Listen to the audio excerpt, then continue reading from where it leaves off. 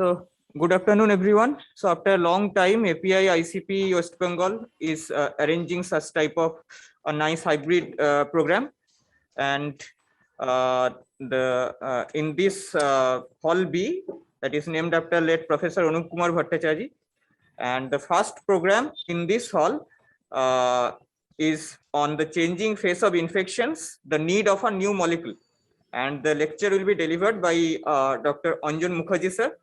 And the chairpersons for this session will be Dr. Professor Nandini Mukherjee madam and Dr. Mitali Basu madam. So I would like to request Dr. Mukherjee to deliver his lecture on this upcoming topic. Thank you. Good afternoon, everybody. I thank the organizers, the Indian College of Physicians, for giving me this chance to talk of this about this very interesting topic. And like we all know that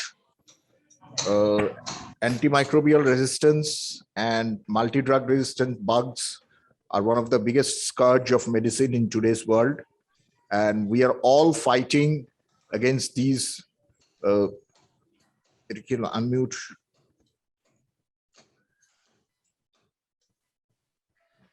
We are all fighting our best to overcome this challenge.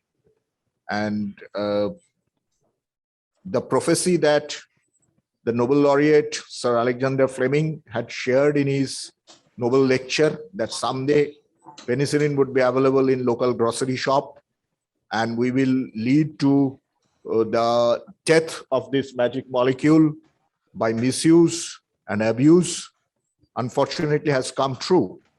And our condition now is like that of a sinking man striving to hold on to the last straw of hope. But luckily, we now have a few molecules in the horizon which show some promise. One such molecule we are going to discuss today is Biapenem, which many of you would know is a new parenteral carbapenem with a broad spectrum of antibacterial activity. Now, patients with infections such as complicated intra-abdominal infections, UTI or LRTI will require empirical antibiotic therapy. You cannot wait for the culture report, and it is associated with high morbidity and mortality, especially in the elderly. You often encounter a mixed flora in infections. An inadequate initial treatment leads to clinical failure rate, mortality in patients. Therefore, empirical antibiotic therapy is a reality. Now, how do you select an empiric antibiotic therapy? The clinicians, you people consider the site of infection and the most likely organism that may be causing this infection, prior knowledge of the bacteria present in that particular person. For example, if you have collected any other sample previously, if you have collected a swab by which you already colonized with some form of multi-drug resistant bugs, or the local antibiogram of your hospital or the locally available antibiograms will be your guide. Now, in this situation, carbapenems, chiefly the Biapenem, Imipenem, and Meropenem, they have the broadest spectrum of antibacterial activity of all beta-lactams. Now, just to drive up this point, when you are choosing an empirical antibiotic, we all would love to choose the antibiotic with the broadest spectrum of activity.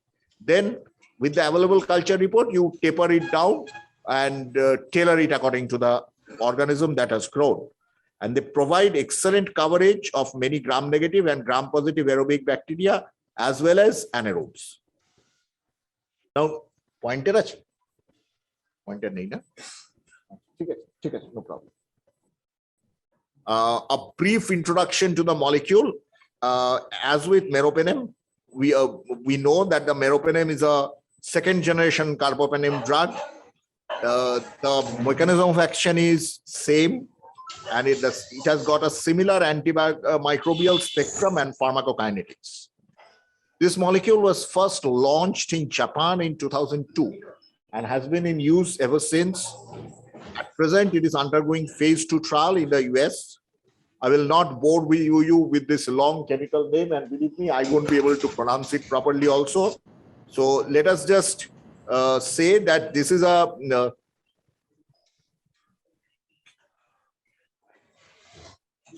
this structure is the core of the antibiotic.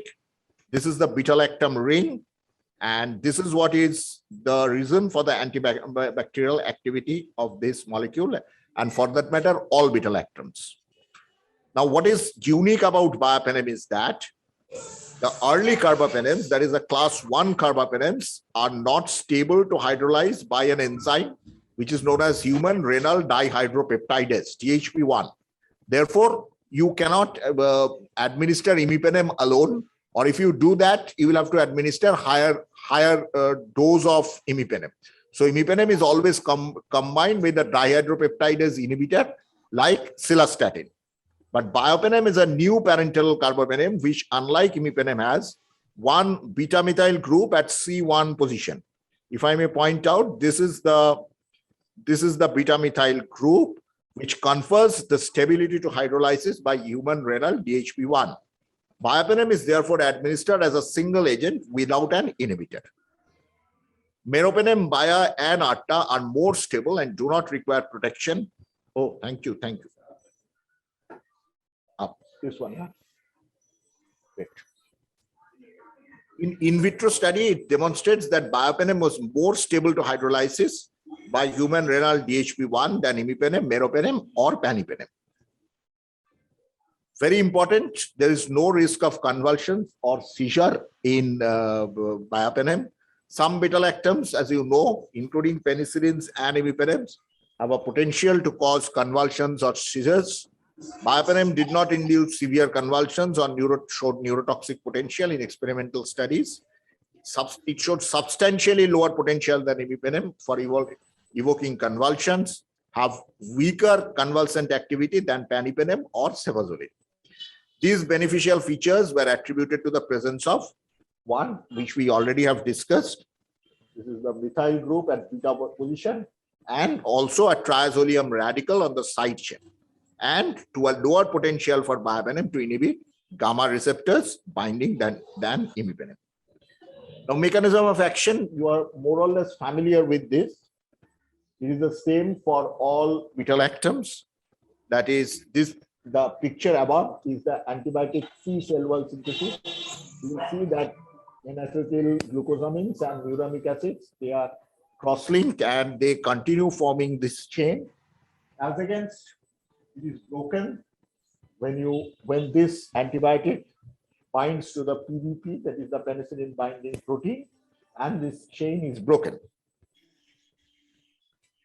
So the action is largely similar to beta-lactam antibiotics, meropenems.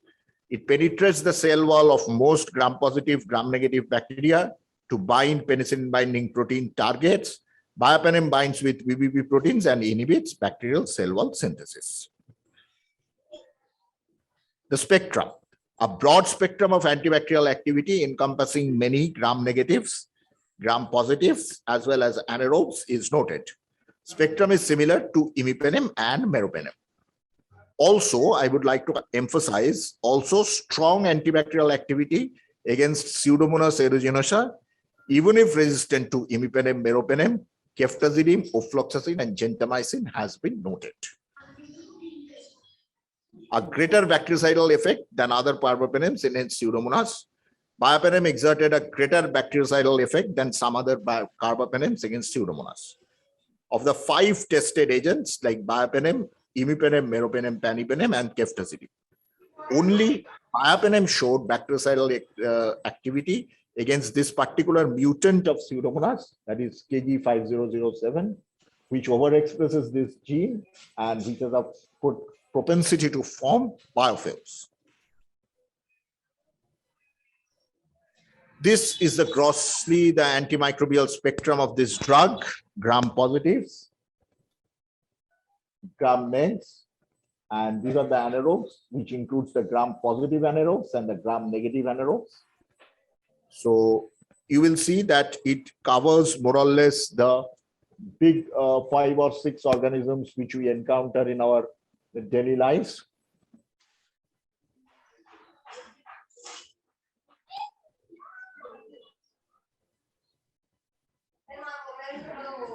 Now, if we look at this figure, this is a very important one. It compares a parameter of in vitro activity of these 3 organisms, antibiotics, that is the biapenem, imipenem, and meropenem, against gram-negative and gram-positive pathogens. Now you will see the number is pretty large, more than 6,000 clinical isolates.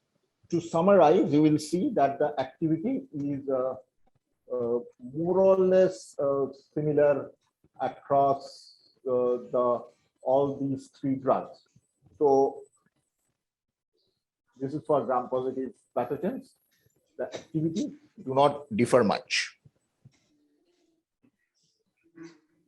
Now this one is probably carrying more message. It compares 2 parameters, MIC50 and MIC90. MIC50 and MIC90 of various strains. I don't know whether the names are clear to you or not. We have staph, Streptococcus pneumoniae, E. coli, Citrobacter, Klebsiella pneumoniae, and Proteus, and Moraxella catarrhalis here. And you would see expectedly, this is the Proteus column. So here the meropenem MIC is pretty low, whereas the MIC for imipenem and biapenem is showing a higher range. So we all know that Proteus, Providentia, and Morgellena, they tend to have a higher MIC for imipenem in comparison to meropenem for a biomechanism other than beta-lactamase production. So that mechanism is also present in biapenem. So biapenem will not be very effective in Proteus, but the same thing it is showing here. So improved tissue penetration of biapenem is noted in lung tissue, genitourinary epithelium, pelvic tissue, and abdominal cavity for intra-abdominal infections. Now, what is interesting is that apart from these activities which we have already discussed, it shows a significant post-antibiotic effect, that is suppression of bacterial growth after drug concentrations have reached below the MIC for a particular organism. This is not very common in other beta-lactam agents, as you know. But in common with imipenem, biapenem has shown a marked post-activity antibiotic effect against gram-negative as well as gram-positive bacteria. So, and especially the post-antibiotic effect of biapenem against Pseudomonas aeruginosa was augmented in presence of fresh human plasma. This is, of course, an in vitro experiment. Delayed bacterial regrowth after biapenem exposure was reported with E. faecalis and Pseudomonas. Now we come to a comparative pharmacokinetic study. So we are comparing here the existing penems that we have. Now imipenem, the dosage is 500, meropenem 500, while biapenem we are comparing with 600. So it attains a Cmax of 32, a half-life of around 1, which is more or less comparable. And the main mode of excretion is through the renal glomerular filtrate. So the urinary recovery rate is approximately 60, which again, if you see, are comparable to imipenem and meropenem, which is just about higher, that is 70. But it has got very little protein binding, percentage protein binding. So that helps in elimination. Now, what are the indications? The indications that have been listed are sepsis, complicated urinary tract infection, intra-abdominal infections, lower respiratory infections like pneumonia, pulmonary abscess, secondary infections of chronic respiratory lesions. Contraindications, patients with a history of hypersensitivity, to the ingredients of this drug, and patients who receive valproate, blood levels of valproic acid may decrease and epileptic seizure may recur. Administration for adults, 300 milligrams twice daily IV infused over 30 to 60 minutes. Adjust dose according to patient's age and symptoms. Please note that like all other penems, because it is a concentration dependent antibiotic, so you have to administer over a certain slow infusion so that it reaches the maximum drug concentration. Upper limit of the dosage is 1.2 grams per day in divided dosage, used for the minimum period necessary to prevent the development of resistance bacteria. Again, true for all penems. Patients with renal impairment should be monitored carefully and carefully administered. Reducing the dose or increasing the dosing interval is advised. Hemodialysis patients should be administered once daily dosage. Common side effect, तो ये किसको send करना है? GI distress like that, yeah, increased ALT, AST, and ALK PHOX, impaired liver function test, and eosinophilia. We will summarize a few clinical reports, trial reports, which are available. Not much is available though. This is a summary of for 296 patients. You will see that across category patients have been selected: sepsis, respiratory tract infection, urinary tract infection, intra-abdominal infection, and gynecological infectious diseases. Now, of the 296 patients selected, 271 showed a cure. What would be interesting to note is how these patients were selected, on what basis were the patients selected, and whether there was growth in culture or not, and whether susceptibility was done or not. However, the summary shows that 91.6% efficacy rate was noted. Now, if we compare head-to-head between Biapenem versus Meropenem, the clinical efficacy, bacterial eradication rate, and safety of these two antibiotics were compared in the patients of lower respiratory tract infections and UTI in 9 centers in China. Design was multi-center randomized parallel controlled clinical trial. Intervention was 300 milligram BD of Biapenem with Meropenem of 500 milligram TDS IV, and a sample size of 272 was chosen.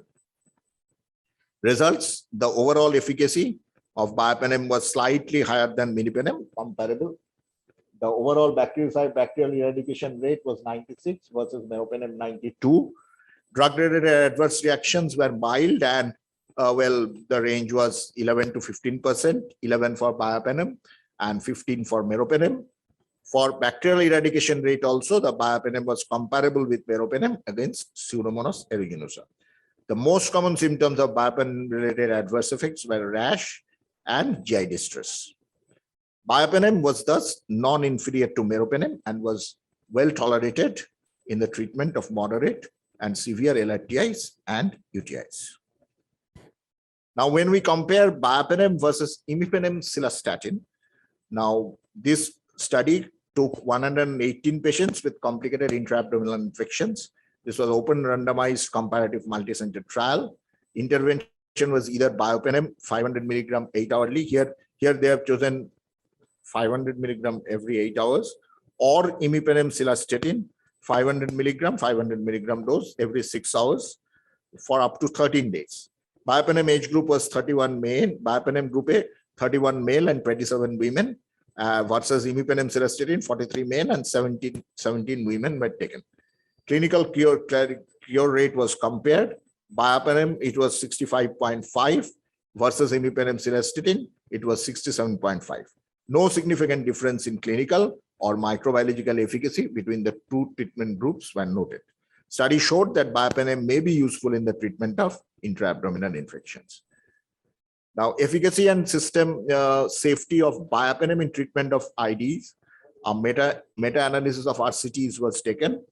To evaluate the efficacy and safety of Biopenem for the treatment of infectious diseases, a meta-analysis, 8 RCTs were included, involving 1685 patients, that's a good number, with lower respiratory tract infection, complicated UTIs, and complicated intra-abdominal infections. No difference is found between the patients with LRTI, UTI, and intraabdominal infections treated with Biapenem and comparators regarding treatment success and adverse effects. Conclusion was that this meta-analysis provides evidence that Biapenem can be used as effectively and safely as imipenem, cilastatin, or meropenem for the treatment of patients with LRTIs, UTIs, or complicated intra-abdominal infections. It may be a considerable option for the treatment of these infections. Summary: a new parenteral carbapenem, Biapenem, with a broad spectrum of antibacterial activity, encompassing many gram-negative, gram-positive aerobes and anaerobes, including species that produce beta-lactamases. More stable than imipenem, meropenem, and panipenem to hydrolysis by renal DHP1, and therefore does not require co-administration. After IV administration, Biapenem is widely distributed and penetrates well into various tissues, that is lung, pelvic tissue, genitourinary tissues, and body fluids. In RCTs, double-blinded clinical trials, Biapenem showed good clinical and bacteriological efficacy, similar to that of imipenem, cilastatin, and meropenem in the treatment of adult patients with LRTIs, UTIs, or complicated intra-abdominal infection. Biapenem is generally well tolerated. As you may have noted, the phase 1 trial in the US is already completed. So phase 2 is underway. So the safety part is assured. Most common adverse effects being mild skin eruptions, rashes, nausea, and diarrhea. Thank you very much. Hello. Nandini. Hello. The lecture is beautiful, though little complicated, like clinician. However, this is very good. Only thing is that the speaker is little late, not what is fault. If I can in any way help in answering some of the queries, I would give it a sincere try. The complicated things that you are talking about, ma'am, maybe. So the subject is open to discussion and any question or answer if expected from the audience.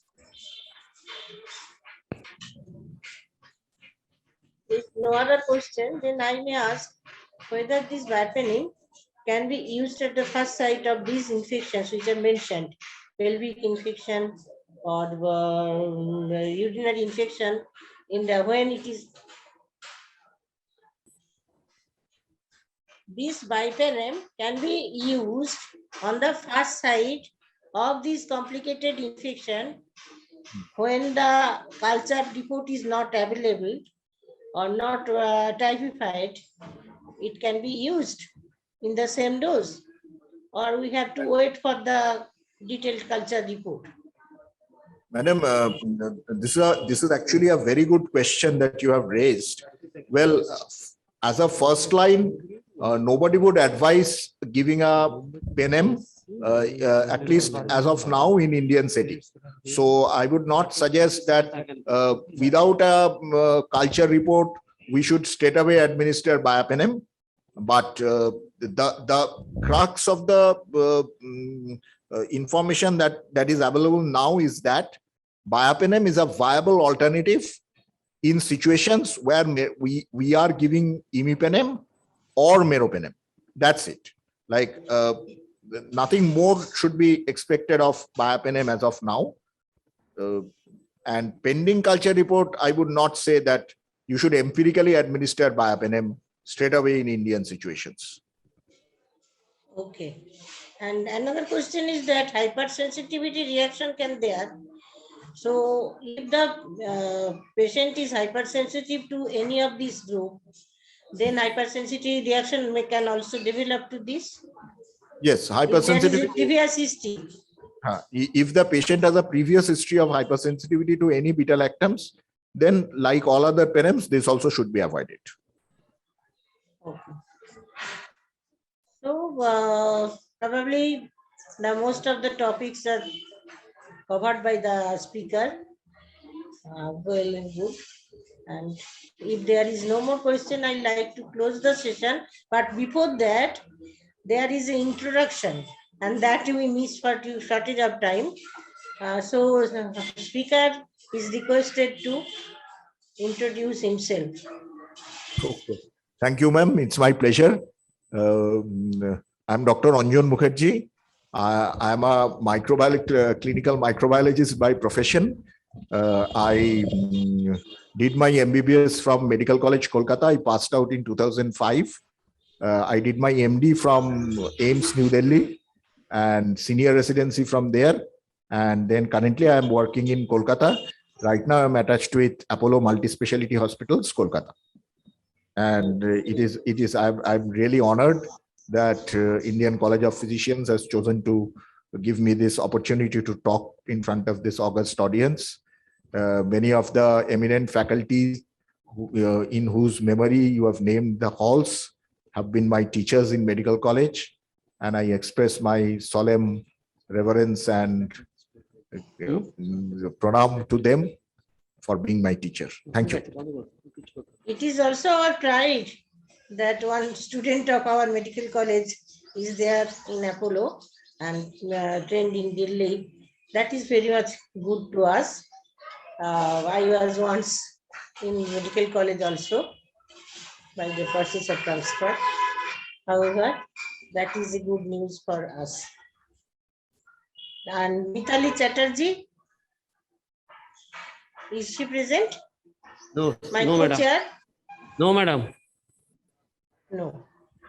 So, So madam, there is no other introduction. Myself is a retired professor of medicine. I worked in almost all the medical colleges one by one, and fellow of Indian College of Physicians by way of publication on Thank you, madam. molecular biology mainly. Thank you, madam. Thank you, Dr. Mukherjee, for your excellent lecture. And